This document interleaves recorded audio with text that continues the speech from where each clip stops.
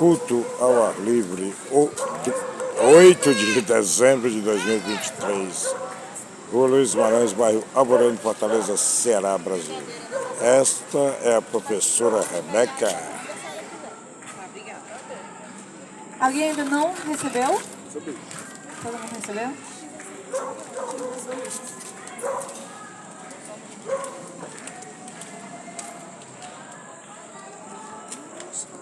Todo mundo? Tá.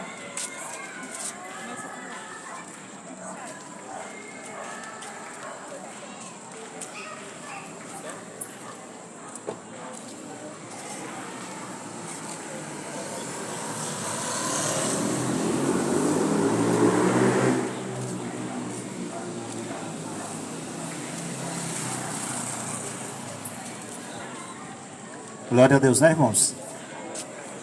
Boa noite. Boa noite. Uma alegria nós estarmos mais uma sexta-feira Professor aqui com vocês. Fernando. Infelizmente, o professor Marcos não vai poder estar aqui conosco hoje. Ele perdeu uma pessoa querida, faleceu hoje. Ele está um pouco abalado, está falando até no grupo que eu estava.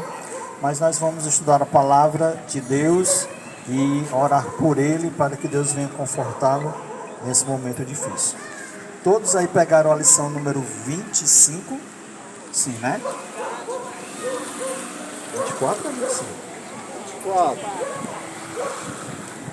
Eu peguei a 24.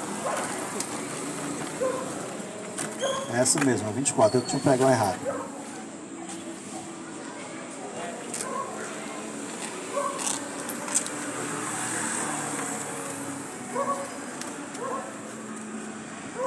Pronto, 24. Nessa lição de hoje, nós vamos estudar sobre os princípios da vida cristã. Nós vamos aprender de maneira assim prática o que nós devemos fazer para nos aproximarmos um pouco mais de Deus e melhorarmos nossa vida espiritual. Eu vou pedir da ajuda de vocês têm Bíblia aí, né? A primeira prática que nós devemos fazer está lá no livro de João, capítulo 5, versículo 39. Vou pedir aqui para uma das meninas me ajudarem para ficar lendo. João 5, 39.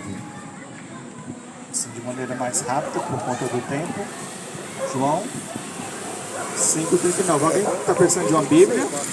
Este é o culto ao ar livre que acontece todas as sextas-feiras a partir das 7h30 da noite aqui na Rua Luiz Guimarães, bairro Alvorada, Fortaleza, Ceará, Nordeste, Brasil, sempre apresentado por uma equipe de integrantes da Igreja Adventista do Sétimo Dia. Desta feita, quem está à frente aí da retórica é o professor Fernando. E quem vai falar agora é a professora Andresa.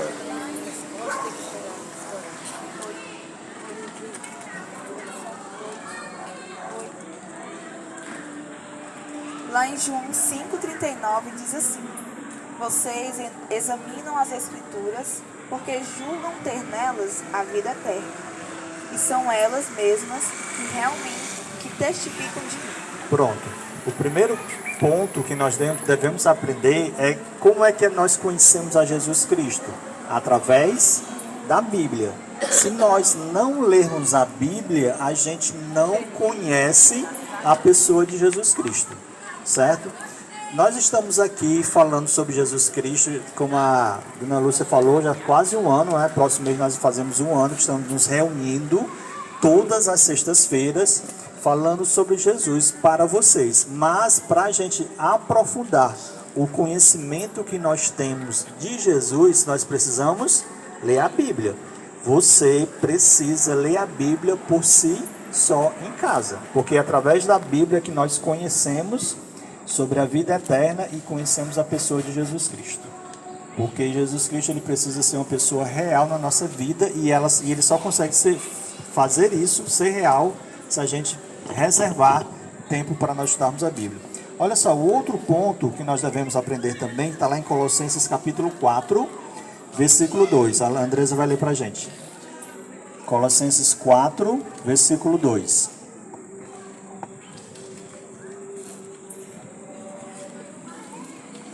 Colossenses 4:2. Podem ajudar aqui os meninos a encontrar Colossenses 4:2. Colossenses 4:2. Pode ler, Andresa?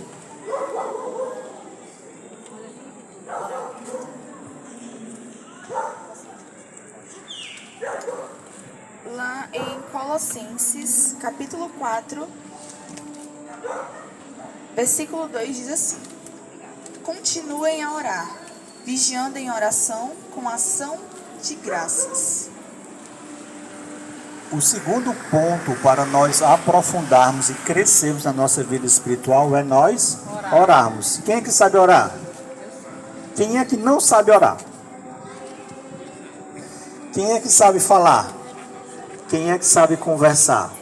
A oração nada mais é do que nós conversarmos com Deus. A oração é isso. Nós lemos a Bíblia para aprendermos sobre Jesus Cristo, conhecer dele para nós, e nós oramos para nos fazer conhecidos de Deus. Olha só, eu só consigo conhecer você se nós conversarmos, não é isso?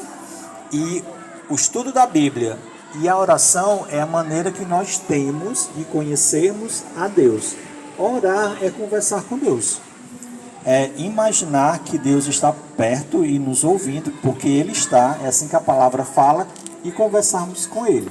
A Bíblia fala que nós devemos entrar no nosso quarto, fecharmos a nossa porta e orarmos a Deus. Porque Deus, Ele sabe de todas as coisas, mas Ele prefere e quer que nós conversemos com Ele. E você pode abrir o seu coração a Deus. Tem coisas que você só conta para Deus. Tem pedidos que você só faz para Deus. E orar é nós conversarmos com Deus. Conversarmos, como nós conversamos com um amigo. O que que nós podemos conversar com Deus? Tudo. Tudo a gente pode conversar com Deus. Se gosta de uma pessoa, se não gosta de uma pessoa, se quer alcançar algo, se não quer alcançar algo, termos como amigo. Vocês têm melhores amigos ou uma melhor amiga? Deus. Tem pessoas que têm um pai, tem pessoas que têm a mãe, tem pessoas que têm um irmão, tem um cônjuge. E você não conta tudo para ele. Só que Deus é uma pessoa mais próxima e mais importante do que os nossos melhores amigos. Porque nós podemos contar tudo para Ele e Ele sempre quer o nosso bem. E isso não significa dizer que Ele sempre vai fazer aquilo que a gente quer. Porque às vezes aquilo que nós queremos não é para o nosso bem. E nós não sabemos. O primeiro ponto é nós estudarmos a Bíblia, lermos a Bíblia para aprendermos de Jesus Cristo. O segundo ponto é nós orarmos para fazermos conhecido de Deus e termos uma experiência com Ele. Lá em Hebreus capítulo 10, versículo 25, tem outro ponto.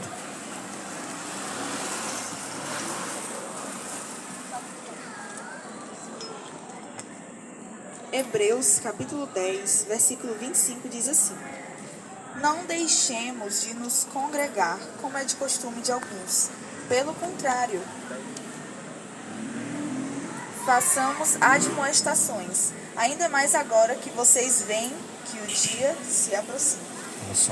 Olha só, outra coisa que a Bíblia orienta, que nós não podemos deixar de nos congregarmos. O que é isso? Nós não podemos deixar de frequentar locais que falam de Deus. Olha só, se você frequentar locais que as conversas são contrárias àquilo que Deus ensina, você vai acabar aprendendo aquilo.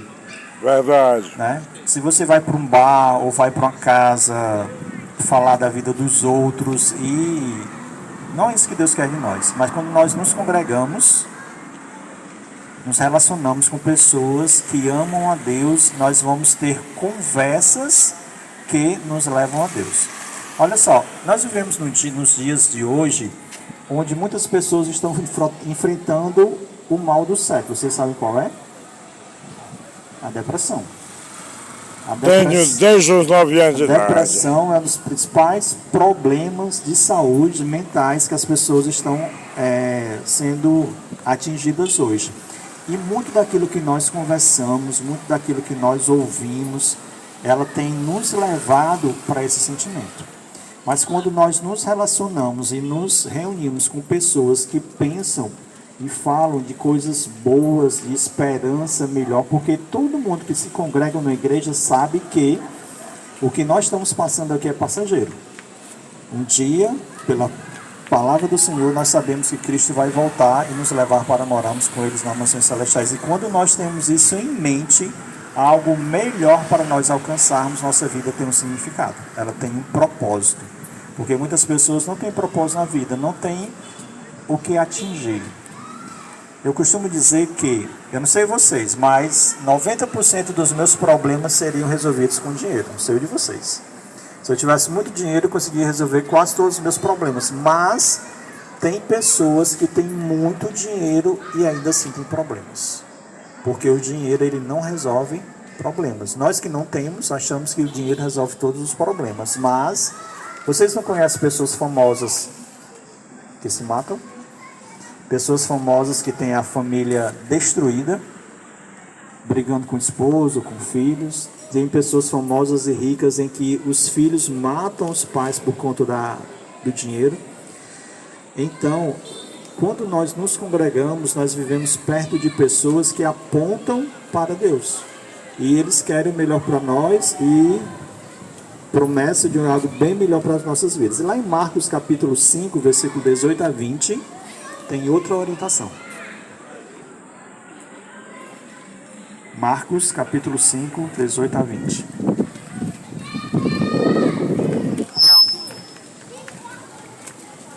Marcos capítulo 5, verso 18 a 20, diz assim: Quando Jesus estava entrando no barco, aquele que antes estava possuído por demônios pediu com insistência que Jesus o deixasse ficar com ele.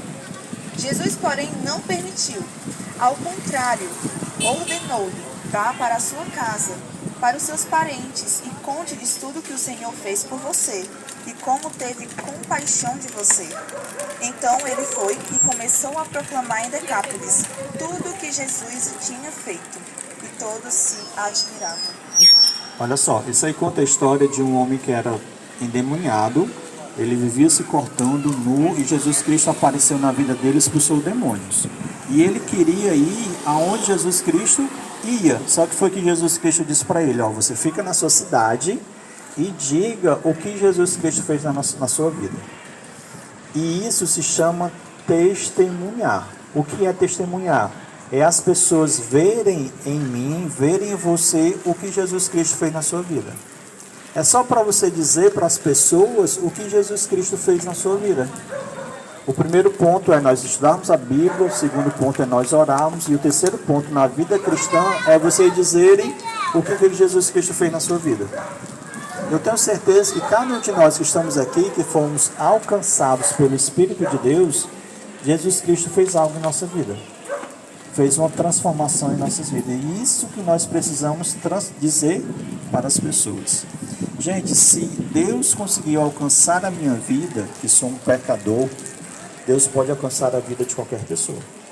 E é isso que nós precisamos dizer para as outras pessoas. Se eu sou feliz no meu lar, não por conta de mim, nem por conta da minha esposa, mas porque nós deixamos Jesus Cristo entrar na nossa vida e nós seguimos os conselhos que a Bíblia fala, e assim como Ele transformou a minha família, Ele pode transformar a sua família e a família de qualquer pessoa. Desde que nós deixemos que Deus seja o centro de nossa vida. Então é isso que também fortalece a nossa vida espiritual. É nós contarmos para as pessoas o que Jesus Cristo fez na sua vida. Se eu fosse pedir para você citar exemplos aqui, o que Jesus Cristo fez na sua vida, acredito que quase todo mundo, se não todos, ia dizer algo que Jesus Cristo tenha feito na sua vida.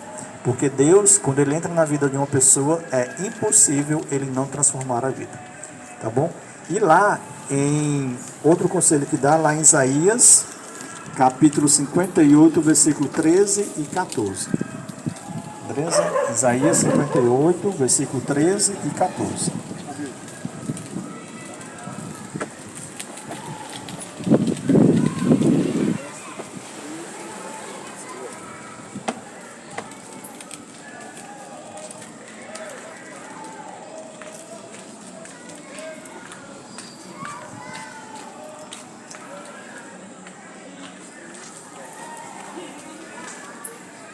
Isaías, capítulo 58, verso 13 e 14, diz assim: Se viajarem os seus pés para não profanarem o sábado, se deixarem de cuidar dos seus próprios interesses no meu santo dia, se chamarem ao sábado de meu prazer e santo dia do Senhor, digno de honra, se guardarem o sábado, não seguindo os seus próprios caminhos, não pretendendo fazer a sua própria vontade, nem falando palavras vãs. 14. Então vocês terão no Senhor a sua fonte de alegria. Eu os farei cavalgar sobre os altos da terra e os sustentarei com a herança de Jacó, seu pai, porque a boca do Senhor disse. Tem um livro que se chama As 5 Linguagens do Amor. O que essa pessoa fala? Ele fala que cada um de nós temos necessidades sentimentais que são preenchidas de 5 formas. E uma dessas formas é qualidade de tempo. Uma coisa que me satisfaz é quando eu passo qualidade de tempo com alguém que eu goste, certo? Lá em casa, quem tem essa necessidade é minha esposa. Ela prefere que nós tenhamos, eu e ela, com nossos filhos, qualidade de tempo reservado para nós conversarmos, passarmos tempo juntos. E Deus, Ele reservou um dia para que nós tivéssemos uma qualidade de tempo com Ele. Que dia foi esse? O sábado. Esse foi o dia que Deus reservou para que nós pudéssemos ter uma qualidade de tempo com Ele. Nós já estudamos isso algumas noites atrás, falando sobre o sábado. E o que é o sábado? É um dia que Deus escolheu para que nós tenhamos um dia com Ele.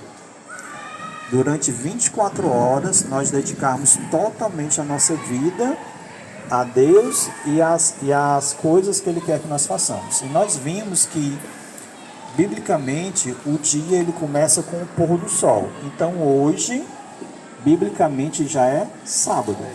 Então, o que nós estamos fazendo aqui? Nós estamos dedicando as primeiras horas do sábado, do dia que o Senhor pediu, para nós conversarmos assuntos referentes à Bíblia. Então, assim, é muito importante que nós reservemos momentos para nós ficarmos com Deus. E qual é esse dia principal? O sábado, tá bom? Então, nós vimos que nós devemos dedicar tempo a Deus e tem um dia especial. Claro que todos os dias nós devemos dedicar tempo a Deus, mas tem um dia especial para Ele, porque Ele pediu o sábado. Por que é o sábado? Porque foi Ele que pediu esse dia, tá bom? E aí, eu gostaria das próximas orientações que a Bíblia fala sobre como um cristão ele tem que se comportar. Aí nós vamos ter, Andressa, 3 passagens bíblicas, tá? Gostaria que lesse todas. Efésios 4, 25, depois Gálatas 13, 5, 13 e depois 6, 1 a 10. Primeiro, Efésios 4, 25. Bruno, ajuda aqui, por favor. Efésios 4, 25.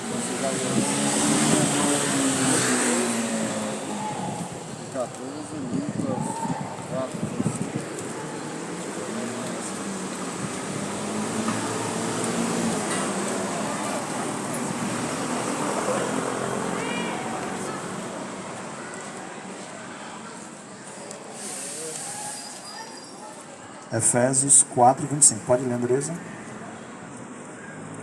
Culto ao ar livre, 8 de dezembro de 2022. Rua Luiz Guimarães, bairro Alvorada, Fortaleza, Ceará, Brasil.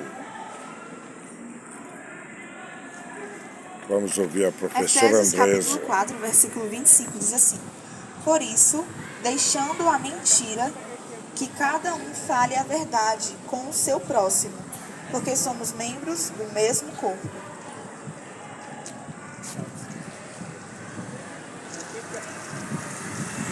O que a Bíblia nos aconselha a fazer? Dizer a verdade. O que a Bíblia nos aconselha a não fazer? Não mentir. Não foi isso que ela leu? Em Efésios capítulo 4, versículo 25, nós devemos dizer a verdade. Até porque a Bíblia fala que quem é o pai da mentira? Segundo a Bíblia? O diabo, Satanás. Então nós devemos sempre dizer a verdade. Sempre dizer a verdade. E às vezes nós precisamos dizer a verdade com carinho, porque às vezes a verdade que a gente vai dizer pode machucar as pessoas, mas a gente sempre precisa dizer a verdade, não mentir, porque é isso que Deus quer que nós façamos, que nós possamos dizer a verdade. E lá em Gálatas,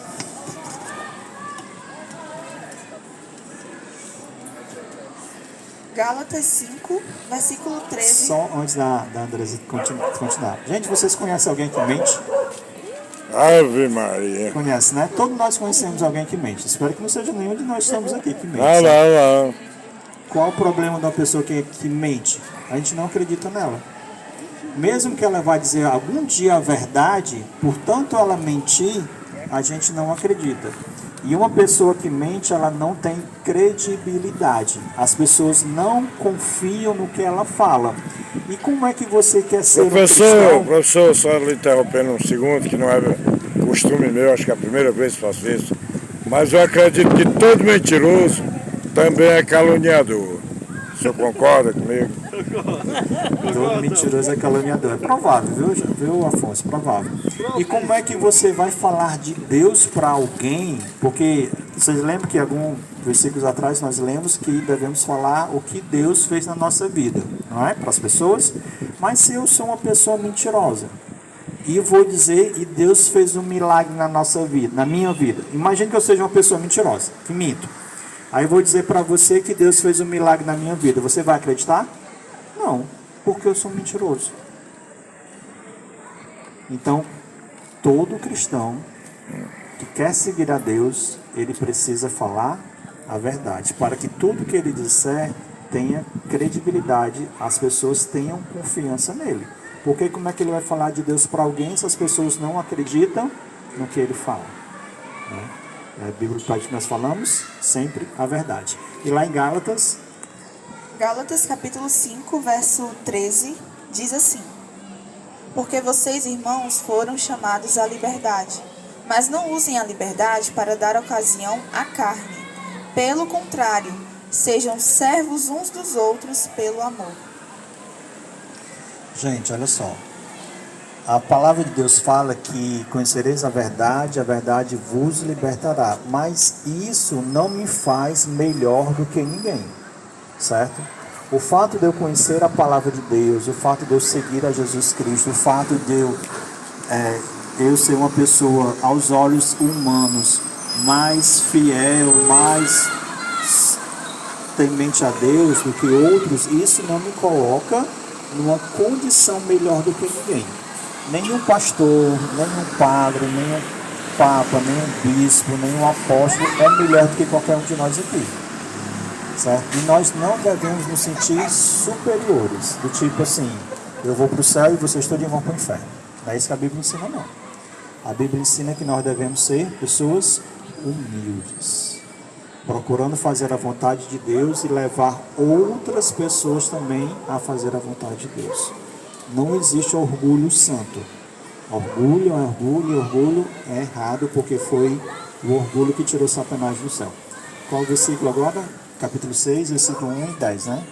Gálatas capítulo 6, versículo 1. Irmãos, se alguém for surpreendido em alguma falta, vocês que são espirituais, restaurem essa pessoa com espírito de brandura, e que cada um tenha cuidado para que não seja também tentado.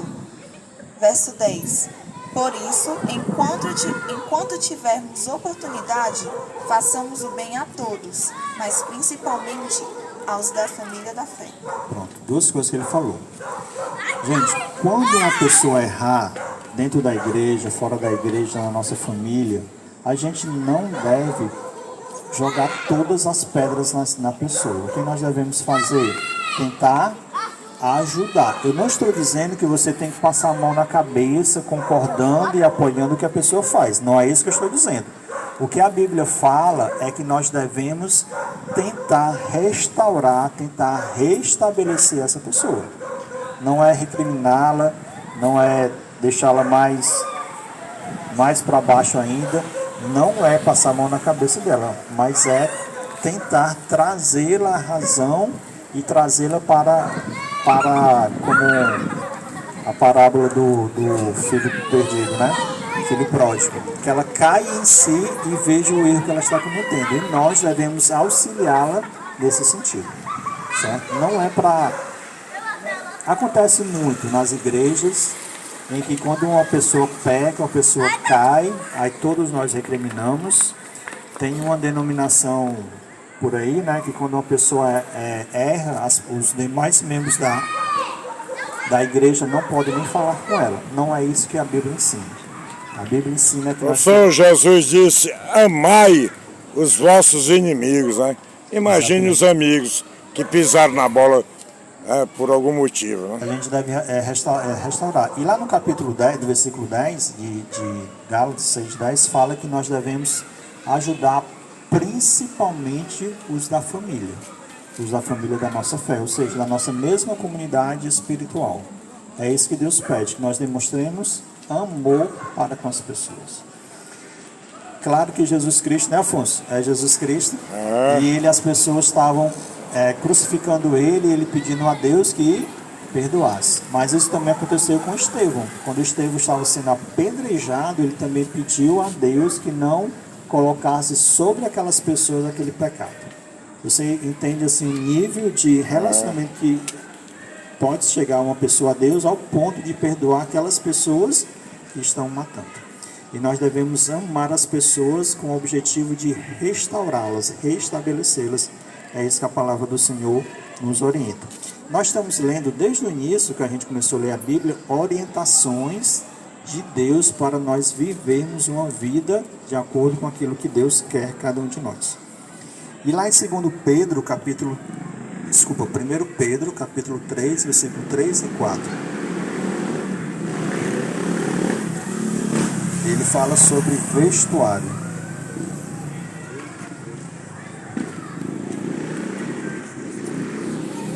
Gálatas, 1 Pedro, capítulo 3 e 4. Capítulo 3, verso 4, né? 3, 3 e 4.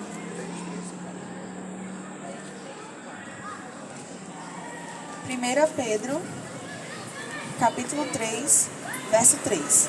Que a beleza de vocês não seja exterior, como tranças nos cabelos, joias de ouro e vestidos finos.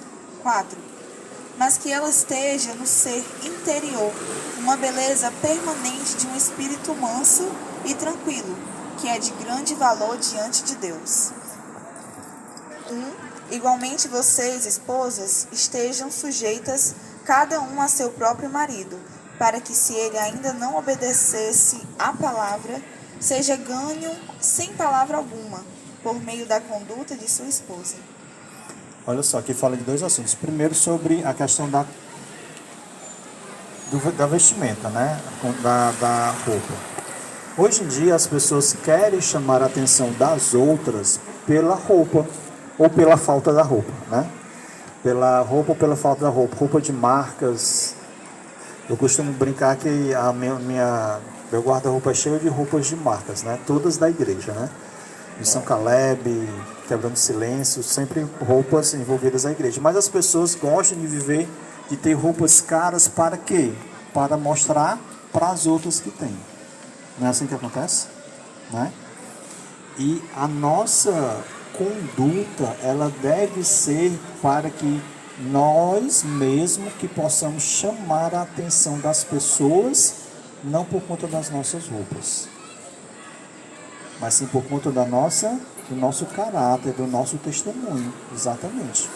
As pessoas têm que olhar para nós e ver a Jesus Cristo, e não a maneira que nós nos vestimos, tipo de relógio que nós usamos, tipo de cordão que nós temos, ou a marca de roupa que nós vestimos, né? E ele fala até, que ela acabou de ler, que a gente vai ler daqui a pouco também sobre casamento, que nosso testemunho seja tão forte que mesmo que nós não falássemos, só o nosso procedimento seria o suficiente para que as pessoas pudessem procurar saber por que nós somos daquele jeito, dessa forma, para irmos até Cristo. Aí os próximos versículos vai falar sobre a nossa conduta em relação ao casamento. 1 Coríntios capítulo 7, versículo 10 a 14.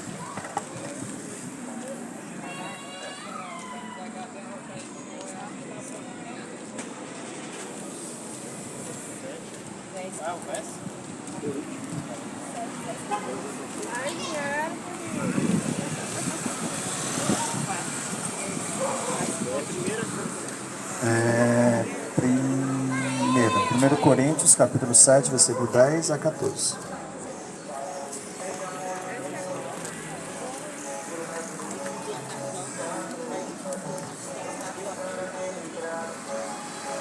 Primeira Coríntios, capítulo 7, versículo 10. Aos casados ordeno não eu, mas o Senhor, que a mulher não se separe do marido, mas se ela se separar, que não se case de novo, ou que se reconcilie com seu marido, e que o marido não se divorcie da sua esposa. 12. Aos outros digo eu, não o Senhor. Se algum irmão estiver casado com uma mulher não crente, e esta concorda em morar com ele, não se divorcie dela. E se uma mulher estiver casada com um homem não crente, e este concorda em viver com ela, que ela não se divorcie do marido. Porque o marido não crente é santificado no convívio da esposa, e a esposa não crente é santificada no convívio do marido crente. Se não fosse assim, os filhos de vocês seriam impuros, porém agora são santos. Pronto. Ei, pastor A Will. Bíblia fala sobre a questão do relacionamento Pastora conjugal, Rebeca. que nós devemos, se eu sou casado com uma mulher não crente, e se ela consente permanecer casado comigo, que assim eu faço. E se é uma mulher casada com um homem não crente, e ele consente permanecer casado com ela, que assim seja, certo? E que nós possamos respeitar o nosso cônjuge em todos os sentidos. Lá em Êxodo, capítulo, na verdade, 1 Coríntios, capítulo 6, versículo 9 e 18, Andresa, por favor. 1 Coríntios, capítulo 6, versículo 9 e 18. A gente vai ler esse, só mais um versículo, porque a Rebeca disse que já deu tempo. 1 Coríntios 6, verso 9, diz assim: Ou vocês não sabem que os injustos não herdarão o reino de Deus? Não se enganem, nem imorais, nem idólatras, nem adúlteros, nem afeminados, nem homossexuais, nem ladrões, nem avarentos, nem bêbados, nem maldizentes, nem roubadores herdarão o reino de Deus. Versículo 18.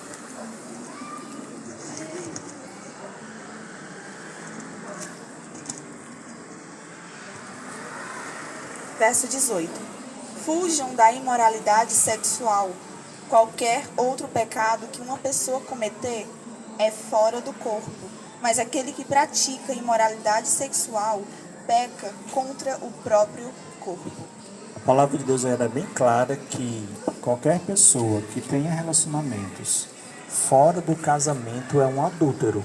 E um adúltero, ele não entrará no reino dos céus. É bem claro, certo? Uma das decisões mais difíceis, mais importantes que nós tomamos é com quem nós vamos nos casar. Que para Deus é por toda a vida. A pessoa que você escolheu para casar é por toda a vida, certo? Não estou dizendo que você tem que viver casado com uma pessoa que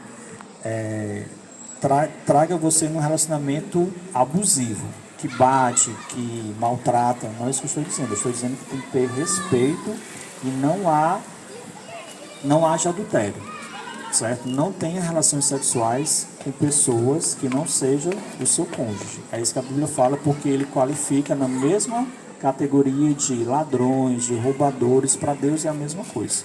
Como é importante a nosso relacionamento entre homem e mulher, de acordo com a palavra de Deus, certo? E o último versículo que nós vamos ler é lá em 1 João, capítulo 2, versículo 15 ao 17, Andressa. 1 João, capítulo 2, versículo 15 ao 17.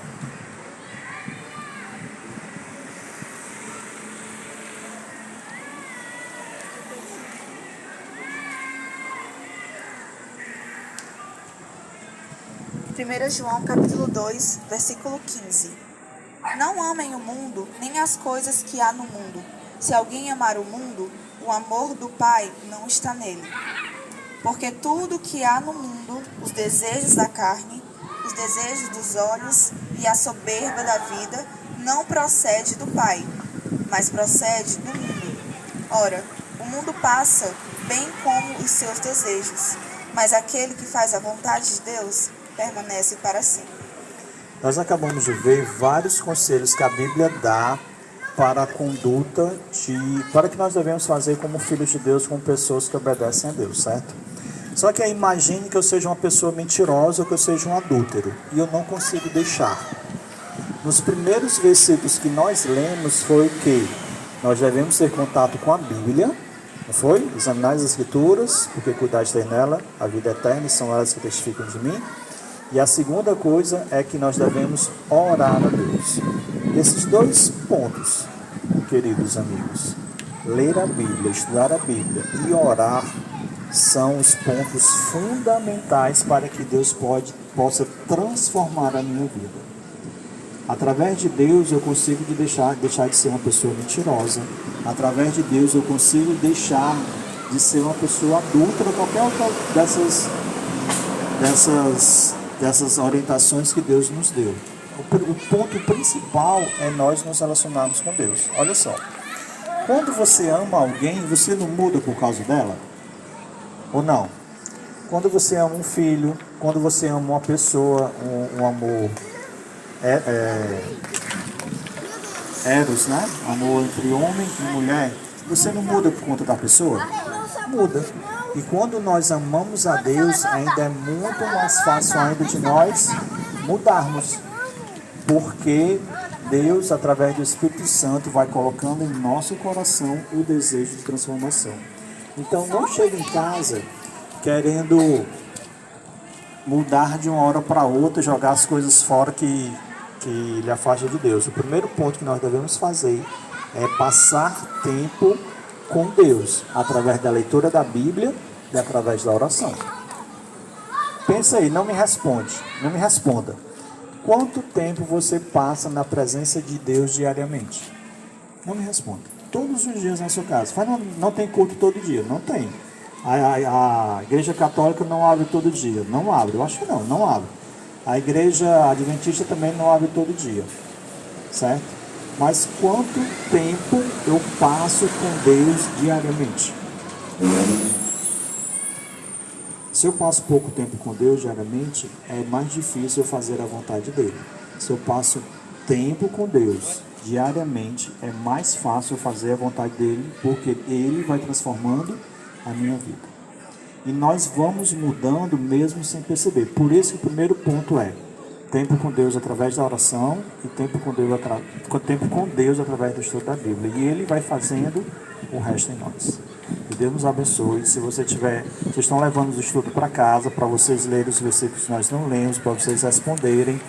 E se vocês tiverem mais dúvidas, vocês podem nos procurar para a gente ir na casa de vocês e estudarmos. Mas o mais importante é nós dedicarmos tempo a Deus e deixar que eles nos transformem. Vamos ficar em pé para nós orarmos?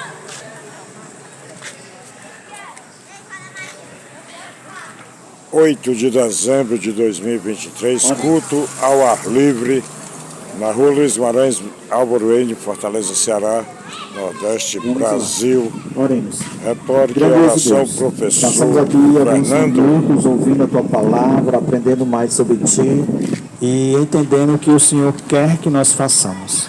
Mas para que nós possamos ter mudanças em nossas vidas, nós precisamos entender e fazer, que é gastar tempo contigo. Todos os dias, nas primeiras horas do dia, ao acordarmos, nós irmos até a Tua palavra, meditarmos nela e colocarmos a nossa vida diante de Ti através da oração.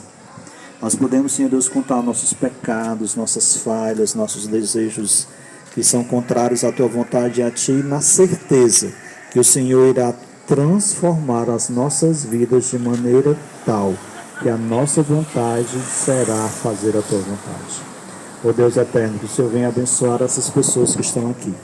Lhe dar paz, Senhor Deus, lhe dar segurança, lhe dar calma em seus corações e, acima de tudo, dê-lhes o Teu Espírito para que elas venham ser transformadas por meio dele. Essas bênçãos, querido Deus, nós te pedimos e te agradecemos por Jesus Cristo. Amém, Senhor. Amém. Vamos para Jesus, por isso sentar. Valeu, Jesus! 8 de dezembro de 2023, culto ao ar livre, Rua Luiz Guimarães, bairro Alvorada de Fortaleza, Ceará, Brasil. Hoje o nosso sorteio vai ser só a sexta, então eu quero... O Bruno vai botar a música e eu quero vocês cantando e batendo palma.